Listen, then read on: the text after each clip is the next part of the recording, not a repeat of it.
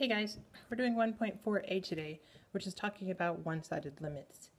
And you've seen these a little bit on the practice that we've been doing in class, so hopefully it'll make more sense because you've been playing on the practice sets.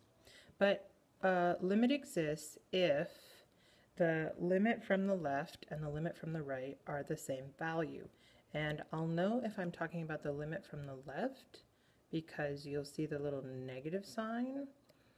And of course negatives are on the left, so this one means I'm swooping in from the left. And if I see a little plus sign, it'll say I'm swooping in from the right.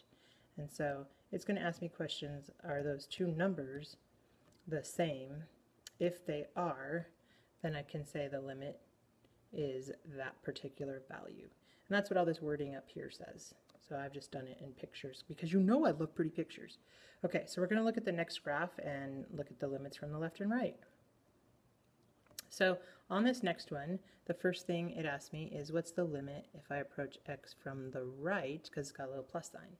So I'm going to swoop along the graph towards where the x value is 0 from the right. And it looks like I'm getting closer and closer and closer to that value, which is 2.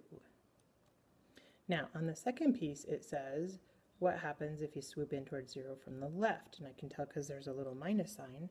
So I'm going to move along the curve and getting closer and closer and closer to where x is 0 from the left side.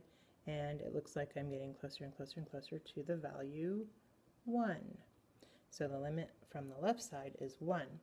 And since those two values are not the same, then I can say the limit does not exist. And DNE is the shortcut for writing that out.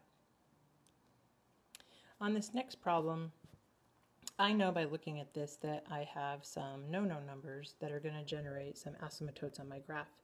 So I'm going to have asymptotes at x equals 0 and x equals -2. So that means I can't plug in -2. But I want to see what's happening at -2 from the right side of -2.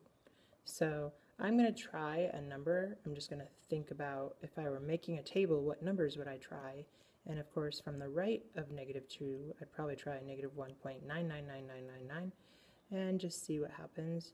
Now, if I just try -1.9 myself, and I go back, and so I already know that this has a vertical asymptote, so I have to be approaching one of the infinities. I don't know which one. And so if I plug in -1.9, I can actually do very little math to figure it out, because -1.9 into the top means the top will be negative. And if I plug it into the bottom, of course, this will be positive, and this will be positive. So positive times positive is positive.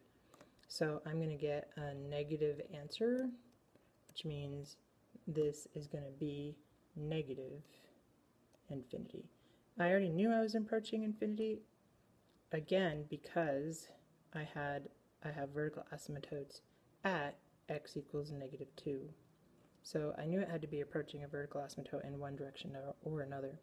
And so then technically, even though it's a negative infinity, I could also say does not exist, because the infinity isn't really a number. So either one, sort of dependent upon the multiple choice that you're given. Typically it'll say does not exist, but they might not leave you that choice, and then you'd have to put negative infinity. So on this next one, I feel like it would actually be easier to just throw out a graph of tangent of x and see what's happening at that particular x value. So over here to the right, I drew a picture of my tangent graph. And as I'm approaching negative infinity, it's really easy for me to see what's happening. It's going to negative infinity. And so again, I could say does not exist as a result of that being an infinity value. Of course, I totally just disregarded which side I was supposed to be swooping in from. That was actually from the positive side. So if I continued the graph and I actually approach negative infinity from the left side like I was supposed to be, then I'm technically approaching positive infinity, which would still turn into it does not exist.